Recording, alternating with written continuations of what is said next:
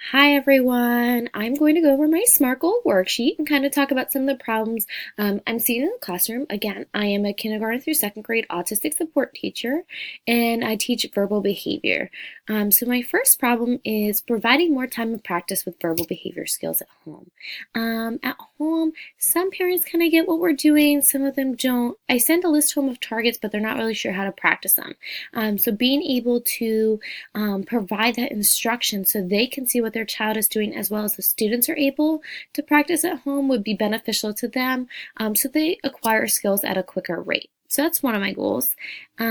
Offering more time with students in a one-on-one, one-to-one in the classroom due to teacher to student ratio, and the need for individualized instruction.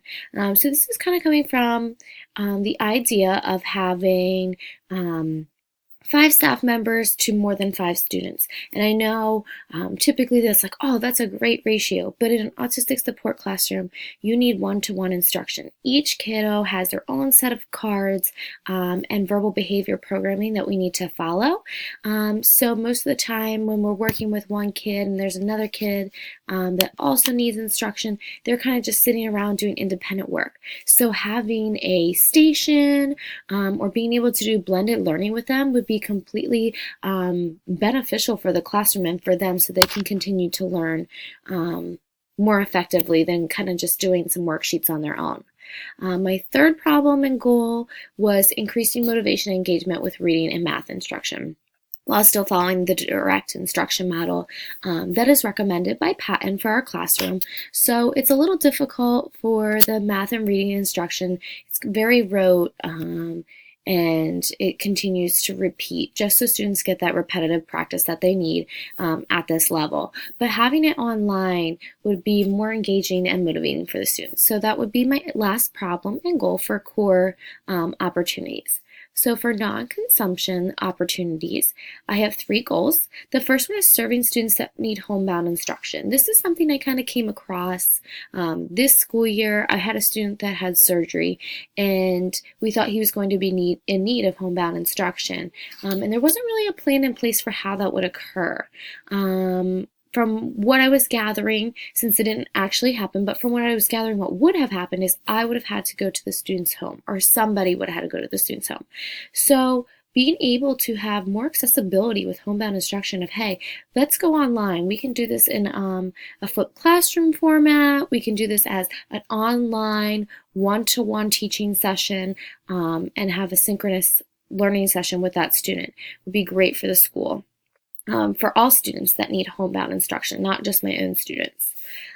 Offering social skills instruction to all students in need. This is an area I see as a great need. Students who see the guidance counselor are able to receive social skills instruction. Students who have autism receive social skills instruction. But other than that, other students don't really get that type of instruction. That kind of helps with behaviors, coping strategies, and I think that would be beneficial for students to have as a center in their classroom to work on more than just once a month when the guidance counselor comes in. So the third goal is providing behavioral supports for students, and that would be, we do not have an emotional support classroom for the K2 level, and I know we do have a behavior specialist that's district-wide, kindergarten through 12th grade, but sometimes she's not always available since she is the entire district's behavior support. So having somewhere that we could go and teach students coping skills or how to work with them in a more engaging and motivating way would be very beneficial for our school. So now I'm going to move down to Say It Smart. So my SMART goals. The first one, I'm going to go straight down the core opportunity one. So the problem or goal I selected was providing more time and practice with verbal behavior skills at home.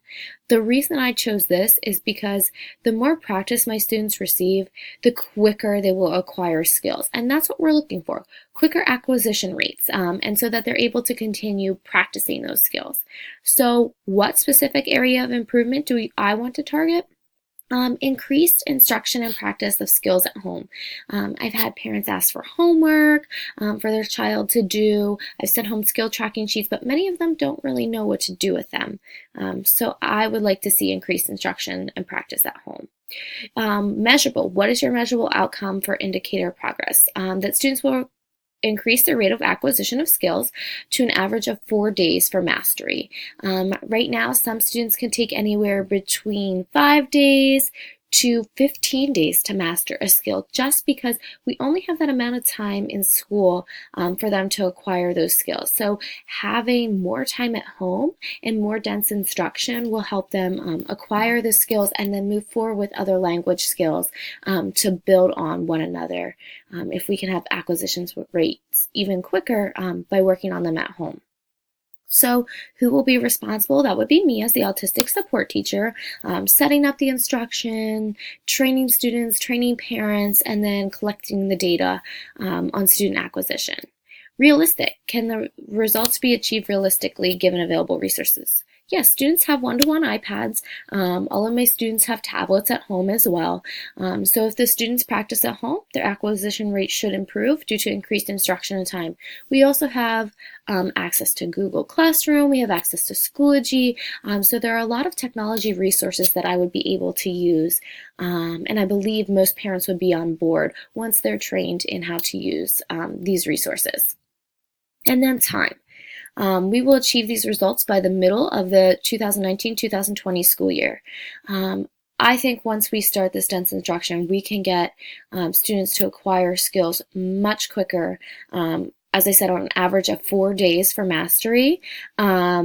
By the middle of the school year, I want to say around Christmas time, students should be able to do this.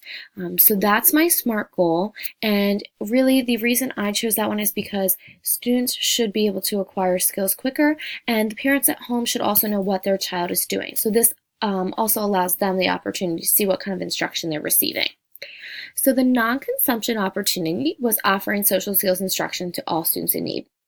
As a emotional support teacher previously, as well as being an autistic support teacher now, I see a great need for students receiving social skills instruction.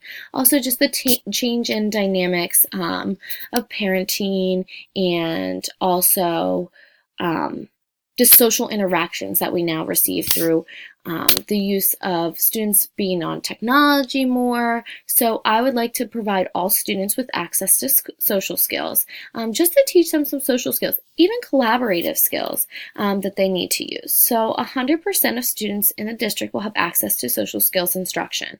That's my measurable outcome, that all students have access to social skills instruction.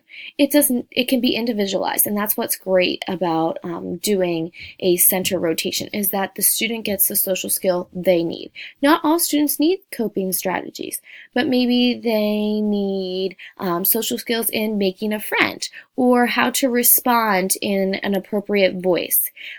Maybe it's working on the school rules. So having all students able to receive social skills instruction is crucial to their success.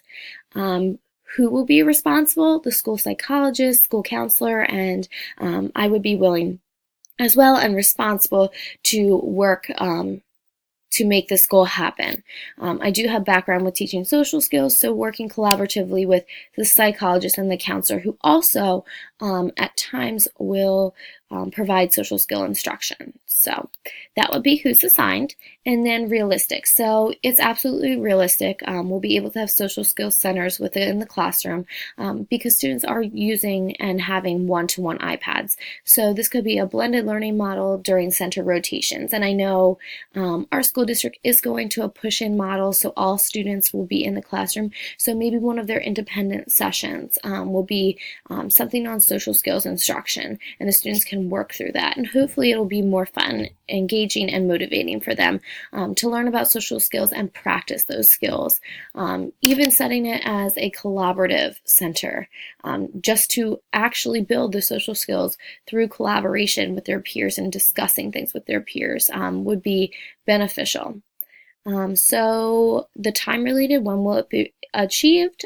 We will achieve these results by the end of the school year. This one I think will take a little bit more time to implement, only because it involves everyone in the school, and centers will have to be set up, and the online learning will have to be set up for students, and also explain to teachers what they need to do. And I know our video from the textbook also said about trainings for teachers. So within all of these opportunities and goals, I think training is one of the biggest things that we need to look at. I know a lot of our teachers are like, oh, we have this material and we have this resource, but I don't know how to use it. So as that video stated, training is extremely crucial. And it's important when we're setting goals that teachers are trained on what to do, because how are we supposed to implement strategies or meet these goals if teachers are not aware of how the resources to be used? So these are my 2 SMART goals, my core opportunity and non-consumption opportunity. Thank you for watching. Bye.